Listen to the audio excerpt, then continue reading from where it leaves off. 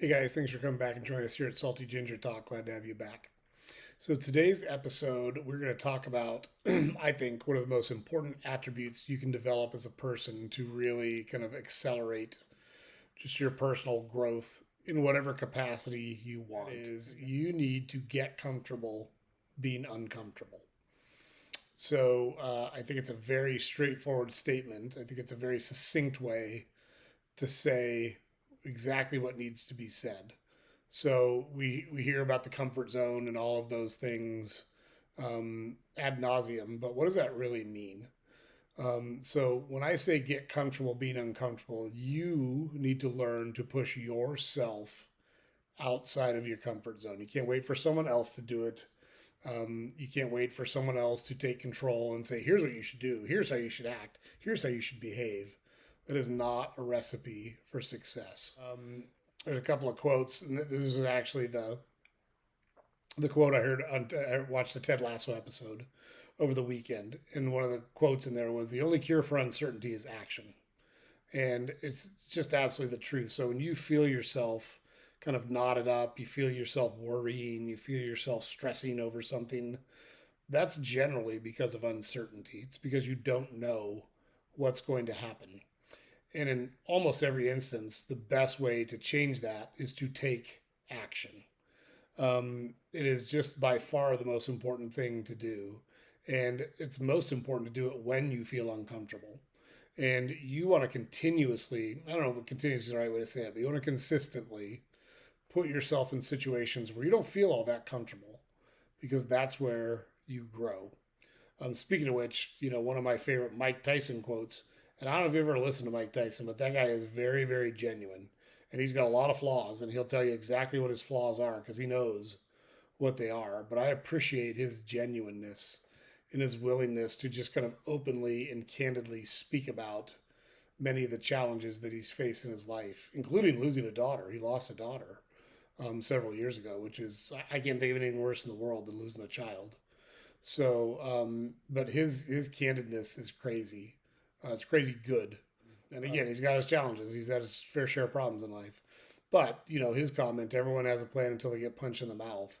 That's the truth. It's just you got to learn how to react in those situations, and a lot of people don't react well in those situations. And the only way to get better at reacting well to uncomfortable situations is to continuously put yourself in uncomfortable situations. And you get to choose where you do that in life, whatever is important to you. If it's professionally, maybe you want to make more money. I would argue that the best way you can do that is to develop new skills because I don't think people think about compensation the right way. Compensation is not based on trading time for money. Compensation is not based on fairness.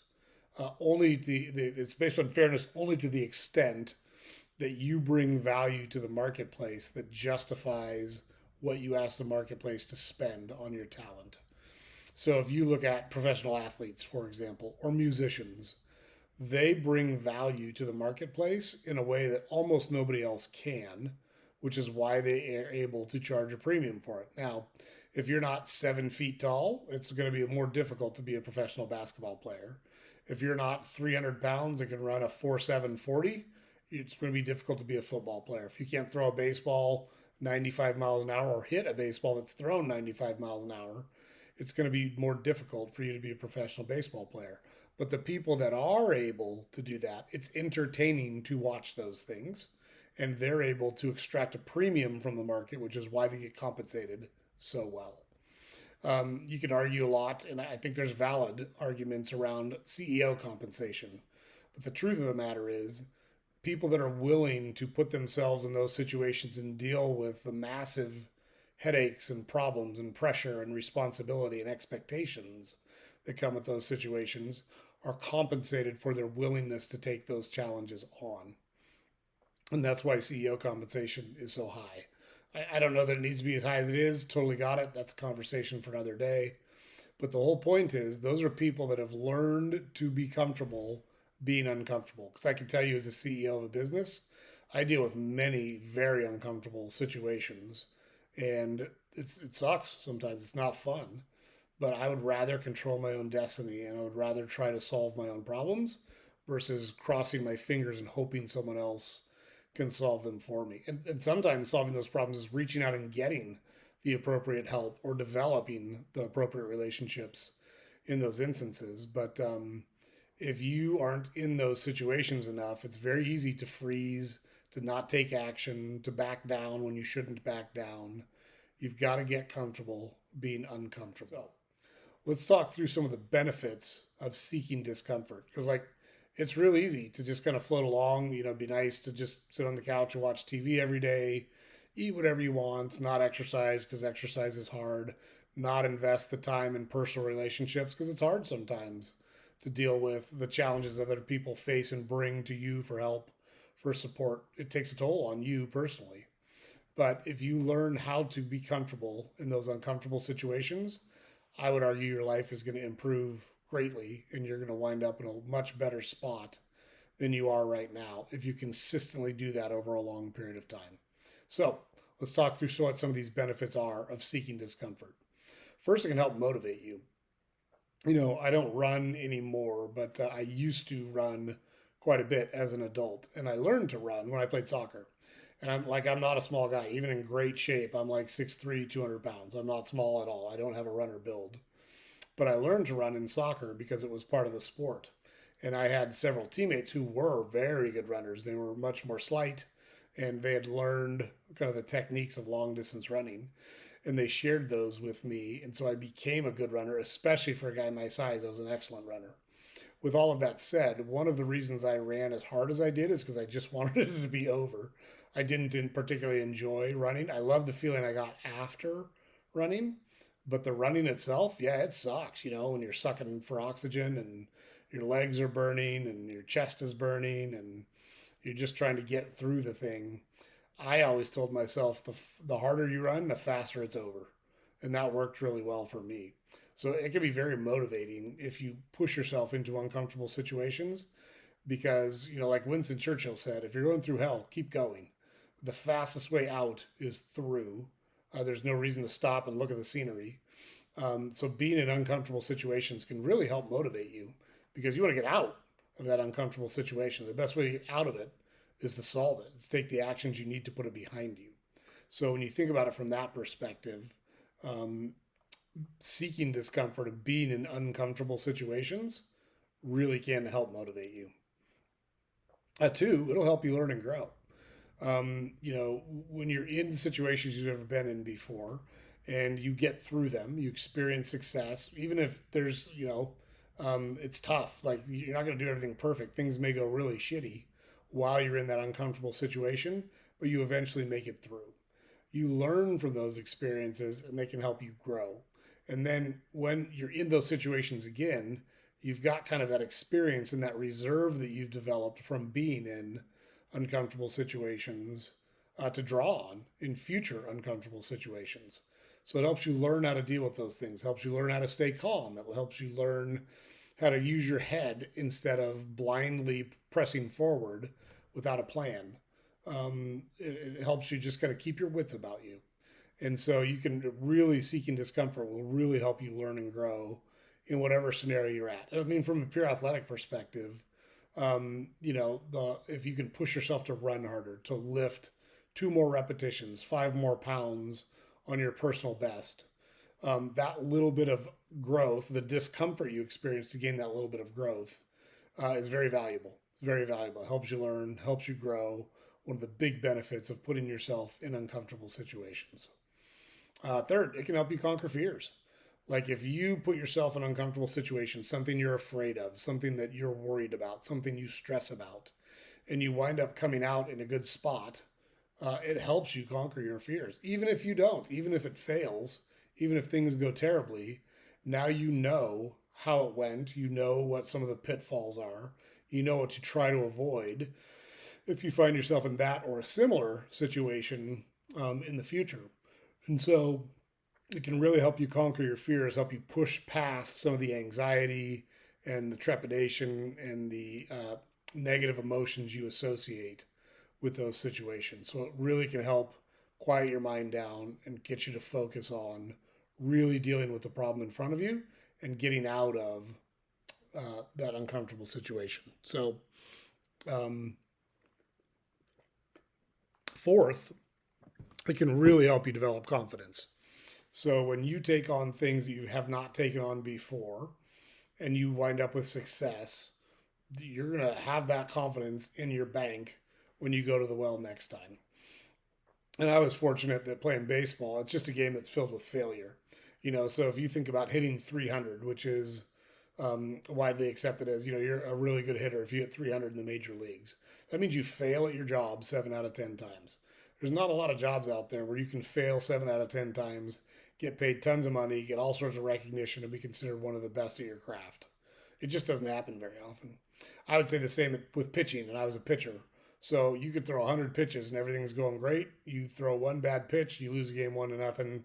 You know, it's filled with failure. The game is filled with failure, and so you're taught don't get too excited when things are going good because the law of averages say you're not going to go that good forever. Let's say you go a 20 game streak where you hit over 400. Well, like nobody's hit over 400 since Ted Williams in 1941. It's just virtually impossible to do. So if you're going to wind up at 300 and you've got a stretch where you hit 400, that would tell you you're going to go through a similar stretch where you're going to hit 200. And 200 is not good. 200 is sucks because you're not getting on base a lot, et cetera, et cetera. But you've got to learn to develop that confidence from your successes in those uncomfortable situations and fight through future uncomfortable situations to get back to the point that you're trying to get to. So, really, really, truly can help you develop confidence. It may not seem like it sometimes because you may try and fail, try and fail, try and fail. I would argue the only true failure is not getting back up and getting back into the fight. I love the movie Rocky. I love the 14th round of Rocky. And if you haven't seen it before, if you haven't seen it in a while, strongly suggest you go back and watch it again. I have 3 sons, and I've told them all that is the only lesson you need in life. And in the 14th round, Rocky's taking a beating. It's been a tough fight with Apollo. Apollo finally knocks him down, and the whole stadium is saying, stay down, stay down. And Rocky claws his way back up the ropes. His managers tell him to stay down. His girlfriend comes out and sees him get the shit beat out of him. She's like, "Oh, what are you doing, man? Just stay down." Even Apollo thinks he's finally knocked him out and turns around. He can't believe this guy is clawing his way back up the ropes. And that confidence to get back up and get back in the fight, there's no substitute for it. There's absolutely no substitute for it. It's one of the primary reasons that successful people are successful. It's not because things go better for them. It's not because things aren't tough for them. It's because they refuse to quit. And, I've said it a lot in my life. I hate losing more than I love winning. And I love winning. I love it. But I hate losing. I hate it so much. Um, it's a terrible feeling. And the confidence of those wins will help you push through the discomfort of those losses. So putting yourself in uncomfortable situations over and over again and remembering the situations where you were successful will really help you develop your confidence. It can also help you open your mind. It really can help you open your mind because if you think, well, shoot, on the bench press, I've never bench pressed more than 200 pounds. Right now, I bench press 150 pounds. Can you work your way up? 5 pounds at a time. So this week you're 150. Next week, could you make your 1 rep max 155? If you're a runner, could you get your mile under 7 minutes? Breaking through those mental barriers really will open your mind to what is possible. And I think that many times people set the challenge isn't that they set a target here and miss it. It's that they set it here and hit it. And they think, oh, well, that's the most I can do. That's the best I can do. Think about how many situations you've been in your life where you didn't think you could deal with it. You didn't think you could handle it. Going all the way back to when you were a kid, you didn't stand up and start walking. You stood up and fell down. You pulled yourself up on the couch and fell down. You took a step and couldn't stand up. Nobody ever said, hey, you know what? You're just not a walker. It's not going to happen. Give it up. Quit trying. Nobody's ever said that to a kid. But as adults, the first thing we do when something goes wrong is look around and see if anybody saw it. Do we have to own it? Are we going to be embarrassed? Is someone going to make fun of me? You got to open your mind to the possibilities that are out there when you just don't care what happens, when failure isn't fatal. And opening your mind is such a tremendous power to anybody. And putting yourself consistently in uncomfortable situations, getting comfortable, being uncomfortable, will continue to put you in those situations, will help you continue to develop that stick to itiveness muscle, that I'm not going to quit muscle, that I refuse to die muscle. And it will really open your mind to what's actually possible. And I think you'll be surprised once you kind of get over the reef and understand what is possible. Terribly, terribly important. And finally, it can provide a benchmark for your progress. So if you put yourself in the same uncomfortable situations over and over again, and your outcome gets a little bit better this time, and a little bit better next time, and a little bit better next time, you can look back at it and say, hey, I started here, and I'm already all the way up to here. And it's only been 3 months, whatever the case may be. By continuously putting yourself in uncomfortable situations, it'll let you benchmark what your progress is from where you started when you encountered this particular uncomfortable situation. So it's a great great approach to really just learn to embrace the suck. I can't think of a different way to say it. When things suck, put a little smile on your face and go, man, I'm getting so much better right now. I think that when I'm up in the morning and I'm getting a jump on the day and I'm getting my workout in, I'm thinking, you know what? I'm ahead of everybody else that's in bed right now. I'm ahead of them. And this might suck. I didn't like it when the alarm went off. In the winter, it's cold. Might be raining outside. You go out and get pelted with cold, wet wind. But you're better off for it because you're forcing yourself to be in those uncomfortable situations. And it allows you to just push forward when you're in them. It helps you develop that muscle a lot stronger. So that's it for today, guys. Can't stress enough. You got to get comfortable being uncomfortable. It's where all of your personal growth happened. That personal growth might be professional. It might be personal. It could be in a relationship. It could be in a goal or a hobby that you've developed for yourself. Doesn't matter where it is. But if you continue to push yourself in uncomfortable situations, you're going to grow as a person. And I've never met anyone who said, you know what, I grew too much as a person. I wish I hadn't grown as much as I did. It's such a good place to be, and it's such a good mindset to develop. I want to encourage you all to give it a try. Thanks again for joining us here, guys. Don't forget to go to our website, saltygingertalk.com. All our content's available there. All our podcast episodes are there. You can sign up for our newsletter there. Also, don't forget to like and subscribe to our podcast on whatever platform you consume that content on. We sure appreciate any support you're able to give us there. Thanks a lot, everybody. Hope you guys are doing well. Have a great week. We'll see you next time.